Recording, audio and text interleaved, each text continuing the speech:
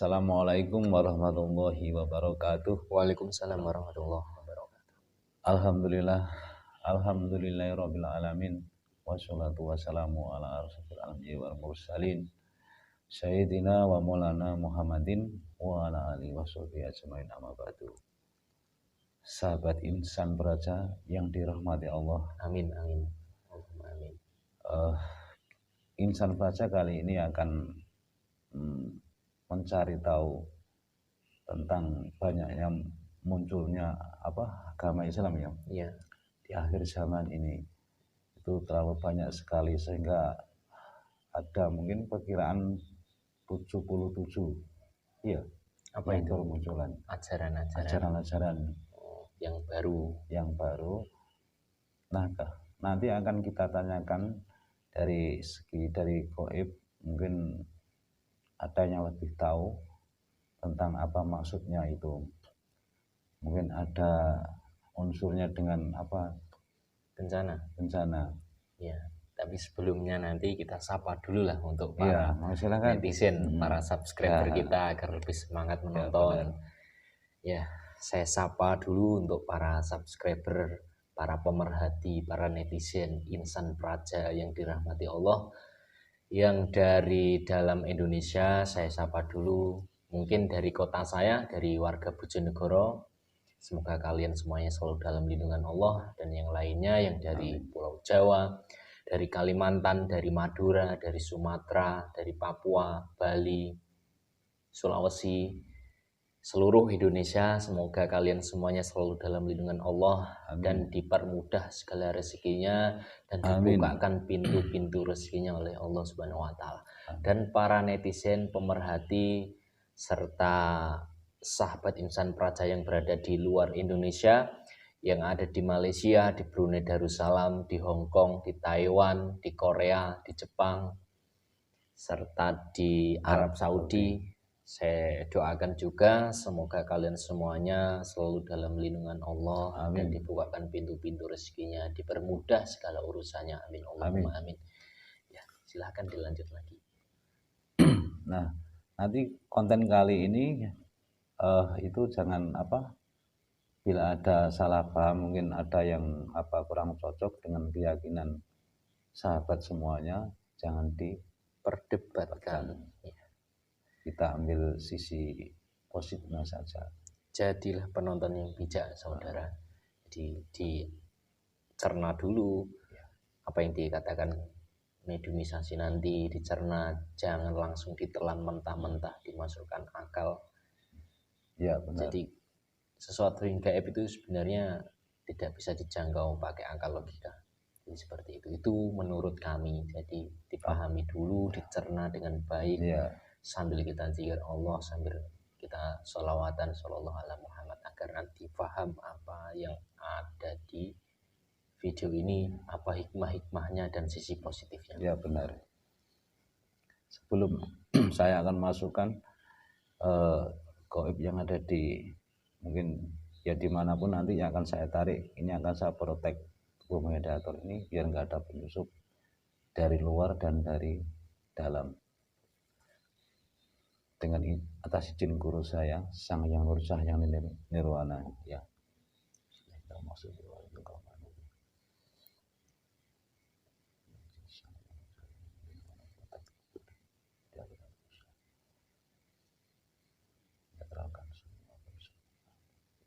Bersihkan semua dalam tubuhnya, semuanya sampai masuk saya karena kalian kunci hati-hatinya kerusuhannya kunci yang dari luar tidak bisa masuk selain saya masukkan. Jika ada yang penyusup masuk otomatis langsung tendang lemparkan keras semuanya.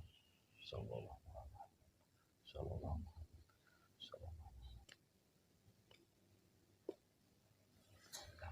Ini sebaiknya dipakai aja untuk yang punya tasbih mutiara sahabat Insan Praja agar tahu. Oh ya, ini akan saya saya narik itu akan saya pakai tasbih mutiara ini. Ini dari beliau guru kami yaitu Sang Yang Nurjah yang nirwana. Ini sudah dikasih doa. Tentunya bagi yang punya mata indigo, mata terawang, teropong, mata batin silahkan. Ini Insan Praja, bahasa Insan Praja ini fair. Silahkan coba dilihat. Saya itu nggak pamer ya, dilihat sendiri. Kalau saya itu nanti apabila tahu bohong, silahkan. Saya.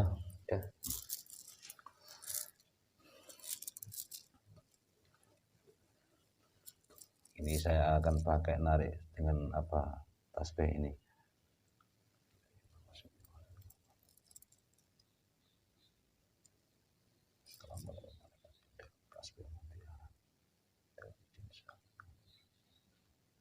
Saya akan panggil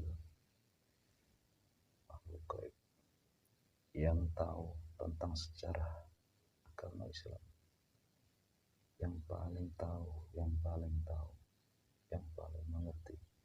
Saya minta kehadirannya masuk dalam tubuh mediator ini. Sallallahu alaihi Muhammad, sallallahu alaihi Muhammad.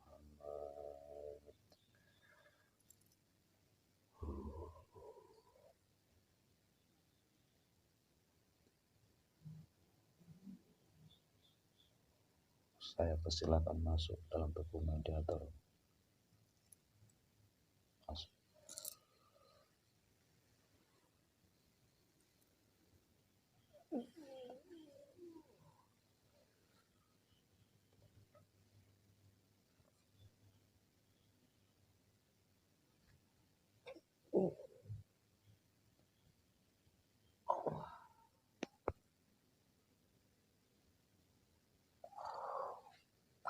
Nah, sahabat Insan Praja, sambil menunggu pertanyaan beliau yang hadir ini siapa, mari kita tanya dan saya akan protek juga nanti. Assalamualaikum. Waalaikumsalam. Kalau boleh tahu panjenengan yang hadir sekarang ini dari golongan apa ini? Saya berasal dari tanah ujung kulon, tepatnya di daerah Banten. Saya menjaga di sana. Kalau boleh tahu dari golongan apa ya, saudara? Saya bukan dari golongan jin atau dari golongan siluman. Ya, minta maaf ya. Ya. Tapi sebelum itu, ini akan saya protek tentang kebenaran perkataan saudara ini, panjenengan ini. Nggak apa-apa ya? Silahkan. Saya minta maaf.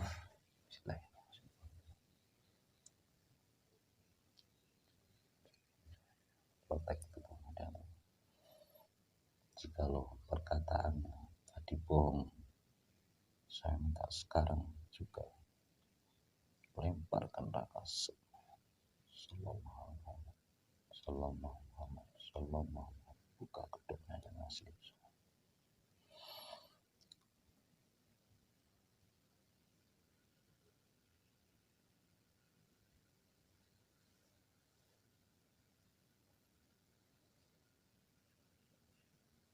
Ya, terima kasih. Saya minta maaf karena telah lancang memanggil panjenengan ke sini hanya untuk memenuhi panggilan saya tadi. Karena saya ingin tahu, karena saya juga belum tahu, karena saya ingin bertanya sama panjenengan. Kalau nanti misalkan itu pertanyaan saya mengandung rahasia, jangan dijawab. Kalau boleh dijawab, sekedar dijawab enggak. Bisa enggak? Saya bertanya. Silakan. Pertanyaan saya yang pertama itu, benarkah di akhir zaman banyak ajaran-ajaran agama Islam yang bermunculan? Maksud Anda bagaimana? Tentang ajaran Islam maksud saya itu termasuk apa ya? Sistemnya termasuk organisasi gitu loh. Ajarannya kan beda-beda, yang dahulu Islam datang dan sekarang sampai sekarang ini kan beda-beda, banyak yang berselisih pendapat sesama Islam, tapi pendapatnya itu beda-beda, ajarannya beda-beda itu.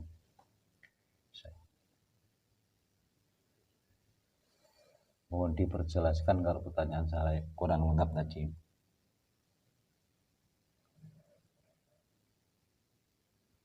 Iya, itu benar. Di zaman sekarang ini memang banyak sekali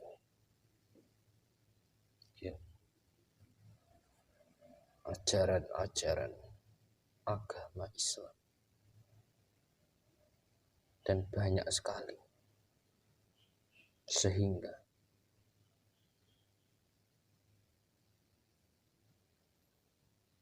banyak perselisihan antar kaum satu dengan kaum yang lainnya. Mereka berpendapat dan punya pendapat masing-masing, dan masing-masing kaum itu merasa ingin dibenarkan oleh ajarannya itu. Oh gitu. Lalu ini apa? Mohon diterangkan sedikit nanti masalah ajaran Islam itu yang yang pertama itu yang bagaimana gitu. Yang sebenarnya yang pertama masuk, yang membawa beliau Rasulullah SAW dulu ketika menyampaikan risalahnya itu, boleh sedikit diajarkan kepada kami. Ajaran baginda Rasulullah Shallallahu Alaihi Wasallam itu Islam yang sesungguhnya, yang berpedoman pada rukun Islam serta rukun iman yang dijalankan bersamaan, Ya. dan berpedoman pada kitab suci Al-Quran. Itulah ajaran yang sesungguhnya. Tetapi zaman sekarang ini banyak yang berpedoman kitab Al-Quran, tetapi banyak yang ditambah-tambahi.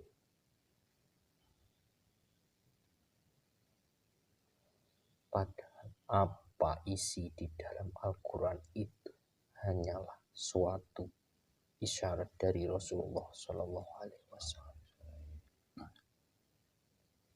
Sebenarnya isi dalam Al-Quran itu perlu dicerna lagi. Iya. Perlu dipahami, tidak bisa ditangkap dan ditelan mentah-mentah oleh manusia. Ya, benar. Begitupun dengan hadis.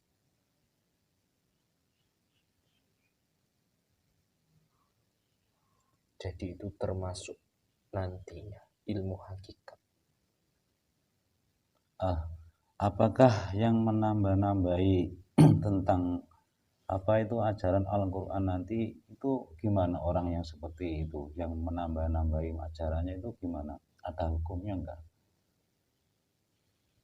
Semua di dunia ini ada hukumnya. Kecuali ketika nanti sudah di akhirat sana, tidak ada hukum-hukum. Hanya di dunia ini saja hukum itu berlaku.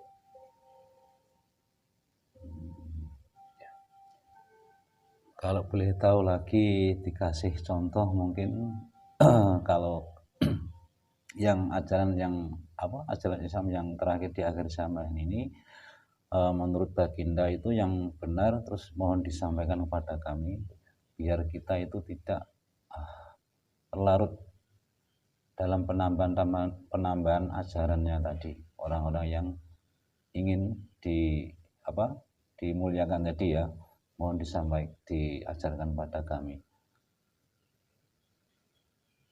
Sudah saya katakan tadi, ajaran yang sesungguhnya dari Rasulullah SAW hanya menjalankan apa isi rukun Islam dan apa isinya rukun iman. Kedua rukun-rukun itu dijalankan bersamaan. Isi dari rukun Islam itu syariat, dan isinya dari rukun iman itu hakikat. Semua rukun iman itu kan gaib. Iya. Itu namanya hakikat. Berarti itu dijalankan bersamaan. Berarti harus dikerjakan bersamaan. Ya. Tidak boleh satu aja, mungkin rukun Islam aja itu nggak boleh ya. Tidak. Rukun iman aja juga nggak boleh. Berarti harus bersamaan, berjalan bareng. Contohnya manusia di zaman sekarang itu seperti ini. Mereka tahu kalau di Al-Quran itu sangat melarang melakukan praktek riba misalnya. Iya. Tapi masih dilakukan. Manusia itu tahu kalau riba itu sangat dilarang, tapi kenapa masih dilakukan? Itu contohnya masih menjalankan syariatnya saja. Hakikatnya tidak dilakukan. Yang saya katakan syariat itu berteori saja. Dia mampu berteori tetapi tidak mampu mempraktekannya. Tapi saya sudah tahu kalau di akhir zaman ini sudah ada pemimpin yang mengajarkan kembali ajaran yang sesungguhnya dari baginda Rasulullah Shallallahu Alaihi Wasallam. Ya, mudah-mudahan. Dan saya katakan dulu Islam itu datang secara asing. Ya. Dan kembalinya pun sekarang dalam keadaan asing. Ya, maka beruntunglah orang-orang yang belajar di tengah para kaum-kaum yang belajar agama Islam yang diasingkan. Oh begitu ya. Nah, karena Islam yang bermunculan sekarang ini banyak mementingkan golongannya sendiri, tidak memperhatikan ke golongan yang lain. Itu gimana? Ya, saya menjawab pertanyaan sampean ini. Saya juga akan membahas pemimpin akhir zaman yang membawa ajarannya Rasulullah Shallallahu Alaihi Wasallam. Ya, silahkan. Pemimpin akhir zaman itu yang membawa ajaran baginda Rasulullah Shallallahu Alaihi Wasallam memiliki rasa welas asih kepada semuanya, semua umat, tidak memandang bulu, semua diulas asihi. Jadi tidak ada satu golongan itu enggak ya sebenarnya? Tidak. Pemimpin akhir zaman itu mewarisi semua akhlak-akhlak baginda Rasulullah Shallallahu Alaihi Wasallam. Apa yang diceritakan di dalam Al-Quran serta hadis, akhlaknya, akhlak Rasulullah itu semuanya diwariskan kepada sang pemimpin akhir zaman, yaitu manusia yang sudah dipilih oleh Allah melalui sidang para aulia, yang ditunjuk sebagai mursyid atau wali mursyid, waliya mursyidah, yaitu pewaris para nabi dan pewaris para rasul, warasatul anbiya wal mursalin.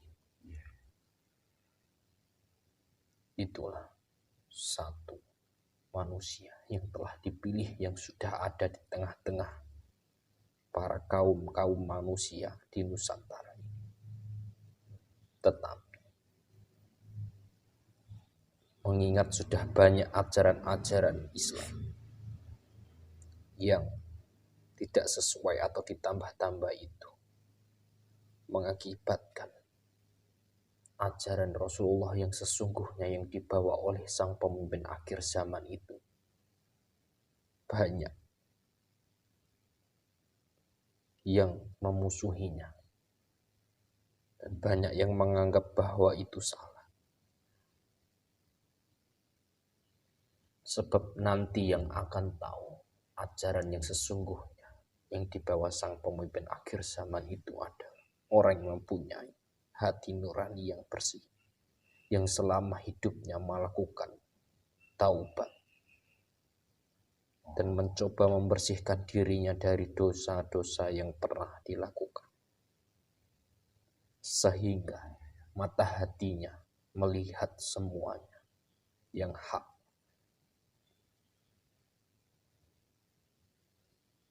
Apa ada unsurnya apa munculnya Islam di akhir zaman ini pada bencana-bencana sekarang ini? Maksud saya itu apa ada hubungan dengan bencana ini? Ada pengaruhnya. Tetapi bencana didatangkan itu pengaruhnya sebenarnya juga ada tersendiri untuk memperingatkan para manusia.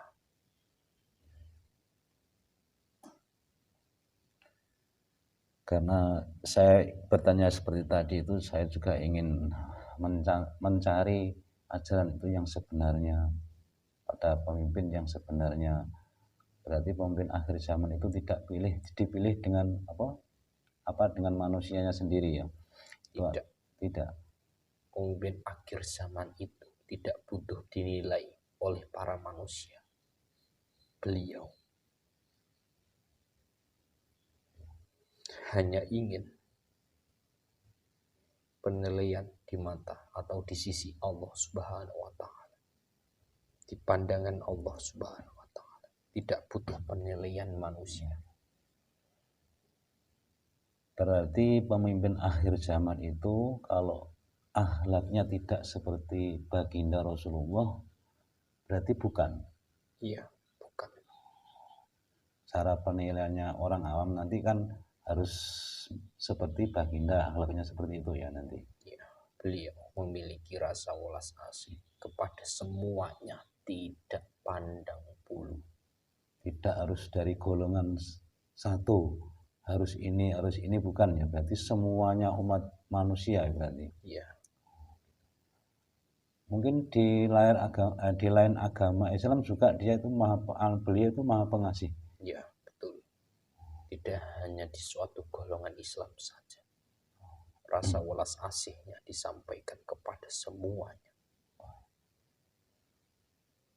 Ya ini pelajaran ini sangat berarti bagi kami, tentunya khususnya mungkin ya untuk seluruh penonton insan praja yang dirahmati Allah mungkin.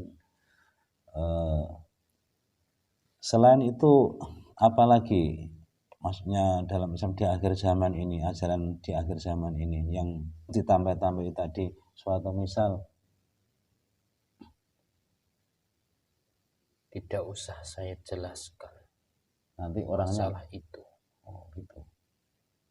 Nanti yang mungkin dimaksud orang sudah mengerti semua ya, yang dimaksud panjenengan tadi. Iya. Ya alhamdulillah, ini pelajaran ini sangat berharga sekali bagi saya, khususnya mungkin bagi Perbanyaklah berzikir di dalam hati. iya. Makna berzikir pun itu luas. Orang itu berzikir, melafadzkan kalimat-kalimat thayyibah seperti la ilaha illallah, tetapi di dalam hatinya tidak mengingat sang penciptanya atau tidak ada ingatan sama sekali kepada Allah, berarti belum dikatakan orang yang zikir. Apalagi di zaman sekarang ini banyak yang mengajarkan zikir la ilaha illallah, tapi ada maksud dan tujuannya. Misal saya katakan, amalkan zikir ini nanti agar dirimu diperkaya oleh Allah. Gusti Allah iku ora perlu disogok ya. kanggo amalan-amalan. Gusti Allah ora butuh amalane menungso.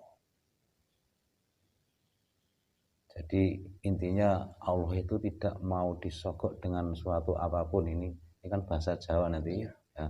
Tidak mau disogok. Kalau kamu merasa kamu berzikir itu minta imbalan oleh Allah agar apa yang kamu inginkan terpenuhi, berarti kamu merasa dirimu itu Tuhan. Iya. Benar. Lakukan apa yang diperintah oleh Allah. Dekatkan dirimu sedekat-dekatnya dengan Allah. Berzikirlah seperti apa yang diajarkan dan apa yang sesungguhnya hakikat zikir itu. Berzikir, mengingat Allah. Jangan punya tujuan yang lain-lain. Tujulah Allah dan ridhonya. Baik. Sesungguhnya, bila engkau dekat dengan Allah, apa yang ada di dalam hatimu itu akan dikabulkan oleh Allah Subhanahu wa Ta'ala. Amin. Tidak usah meminta pun, Gusti Allah itu sudah tahu. Gitu ya. Ya, terima kasih. Ini saya berterima kasih sekali sama panjenengan karena panggilan tadi panjenengan telah repot-repot hadir di sini. Saya minta maaf atas kelancangan saya tadi ya. Dan sekarang monggo silahkan kembali ke tempat panjenengan semula. Terima kasih. Assalamualaikum. Waalaikumsalam warahmatullahi wabarakatuh.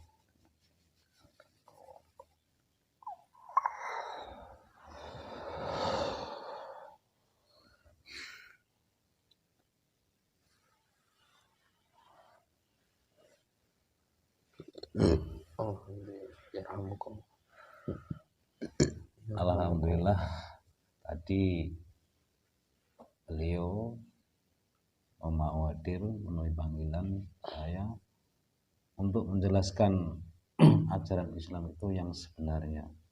Banyak yang didengarkan sama sahabat insan baca tadi dan itu tidak mewakili kebenaran ya. Iya.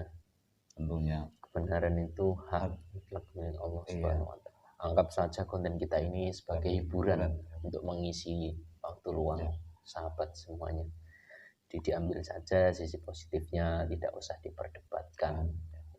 Karena penyampaian tadi itu istilahnya hanyalah syariat yang kalau hakikatnya nanti mohon kalau ada yang merasa ingin menjalankan, meyakini, silahkan langsung dikerjakan apa yang dimaksud perkataan tadi itu ya.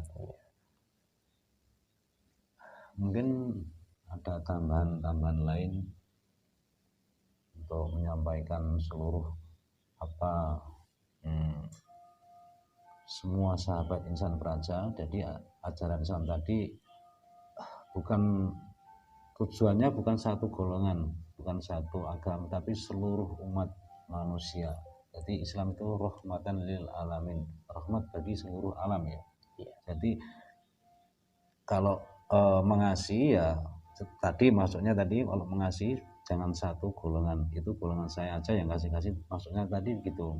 Jadi bukan itu yang dimaksud, jadi semua meskipun orang itu membenci kita, musuh kita, ya kita jangan membalas perbuatan itu, maksudnya tadi yang dimaksud tadi. Saya juga sedikit banyak menangkap tausiahnya tadi. Yang dimaksud seperti itu, sahabat insan praja, mari kita selalu mendekatkan diri pada Allah dan membersihkan diri dengan taubat. Ya. Iya. Dan selalu berzikir pada Allah, mengingat Allah, karena di akhir zaman ini banyak bencana-bencana itu yang diturunkan pada Allah. Hakikatnya untuk mengingatkan kita sebenarnya, kita sendiri, bukan siapa-siapa ya kita, saya sendiri gitu maksudnya ya. Jangan terlalu menyalahkan orang lain, oh gara-gara orang itu, misalnya bukan, jadi salahnya kita sendiri. Mari kita perbaiki selalu di jalan Allah yang diridhoi, itu ya. Iya. Sekian, saya minta maaf apabila perkataan saya menyinggung sahabat insan praja, semuanya saya minta maaf karena saya itu manusia biasa. Kita akhiri, wabillahi taufiq wal hidayah. Wassalamualaikum warahmatullahi wabarakatuh. Waalaikumsalam.